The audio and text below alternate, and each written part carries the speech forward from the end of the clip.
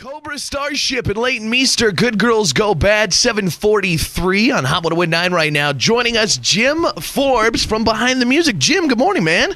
Good morning, Big J. What was this about Good Girls Going Bad? That was the song, Cobra Starship. Oh. You got to do a Behind the Music on them soon. There we go. Exactly. That you guys are doing some cool Behind the Music, just like a wide variety, which, I mean, you guys have obviously done, but like this, I think you've got some really good ones out right now. Tell people kind of what you've been working on. Well, tonight is Bobby Brown. We came out a couple of weeks ago with Lil Wayne and Pink last week. Bobby Brown tonight, Bret Michaels, T.I., 50 Cent, all coming up. It's, these are artists who, frankly, when the show began, were still in diapers. Yeah. So we have a new generation of artists and genres that we'll be playing. Although we did Bobby 4 years ago. Yeah, it was in 2005. We did a piece on New Edition. And it was more on the band than it was on Bobby, although he was obviously a major part of it. And the difference between the Bobby Brown that viewers may have seen then and the Bobby Brown they're going to see tonight is night and day. I was just going to say, I think the difference is going to be a lot. That was Bobby Brown on top of his game, and this is Bobby Brown looking up to where his game has gone. Well, it depends how you look at it. Yes, as an artist, but no as a person. Really? He's much more coherent, sober, clean, introspective, reflective, and frankly, I think as with any artist who cleans out their head a little bit, I think his music's going to show that. He's come a long way from where he was. That's cool. That's what I love, Jim, about Behind the Music, is that you see, like, I would have assumed, after reading everything I've read about Bobby Brown and not really hearing from him recently, that he was just still crazy, messed up Bobby Brown. And you see Behind the Music and you find out that there's, real people there. Like, my mom told me last weekend that she watched the Lil Wayne one, and she said, I used to just never really like him, and just looked weird. And she said, I watched that show, and, like, he seems like a pretty normal guy, actually.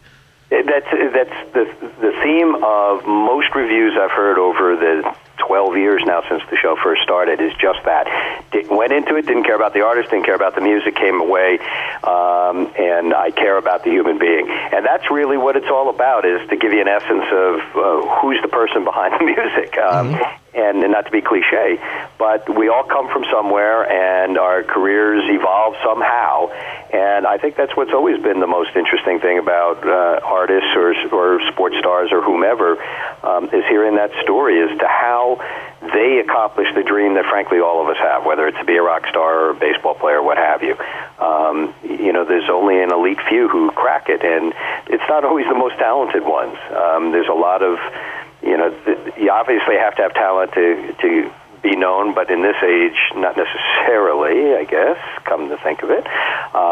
When you think of all the reality stars that get so much attention and who've really brought nothing to the table. Yeah. When you have an artist like that who's selling millions and millions of albums, there's something there. And that's what we I think, have always focused on, is getting to the essence of the soul of the artist, as opposed to the cradle to grave chronological historical look back, because that in itself isn't interesting. We've all lived lives that have one year follow the other. That's not what makes this interesting. We have something at the core of our character that does.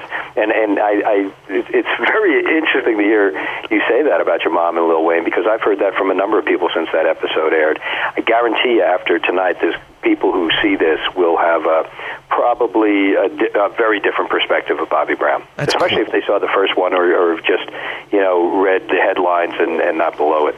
Yeah, exactly. And I think that's what a lot of people do, and that's why it's cool to get a real in-depth look. Of all the Behind the Musics you've done, what's your favorite? I mean, what's the one that stands out that you're like, that's cool, and I'm glad I got to do that?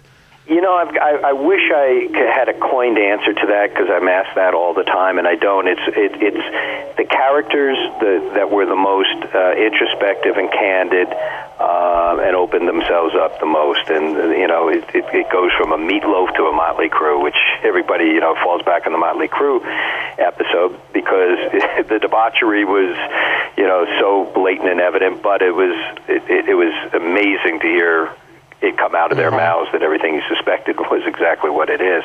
And by the way, we're updating 8 of the original episodes of different artists, and Crew is one of them. That's going to debut in November, I believe. But one of the other ones we're updating is Lennon. So if you we did a piece on Lennon in the later years after the Beatles. So if you were to go to the classics, clearly, for me, in my era, growing up as a little boy, listening to the Beatles, that one resonated with me very deeply. But there's a lot of artists that through the years just have great, compelling stories, and I think that's why the show was such a success. That's cool. Is there somebody out there in the music world today that you can think, I can't wait till we get to do a behind the music on that person? As a contemporary artist, there's so many out there. Somebody the other day suggested Jennifer Hudson. It's a great, story. We've all lived in the arc of her story, from her original incarnation on a contest show, essentially, to Dream Girls, through the tragic tragedy that happened to her life down in Chicago. But to me, I go back to artists such as the Kinks. There's such a seminal band out of Britain and still out there. To so many of the contemporary artists right now. Kanye certainly is. Done enough to get himself out in recent times. You know what I was thinking would be an interesting one? I'm throwing this out there. I'll be the executive producer of this, Jim. Lady Gaga. Mm-hmm. I think because of the fact that she's got such an interesting story, and what we see now is all that character she's created. So it's why'd she create that? And then also all the rumors that she's a hermaphrodite. There's just so many things out there that is that would be a fun one. I agree totally, and not to compare her and Pink, but I think that she is Lady Gaga is somewhat of a cartoon character besides an artist, and I think a lot of people felt that about Pink. But the reality is she's got incredible pipes and a very compelling story. And the chutzpah you see on stage is that's a rock term, by the way.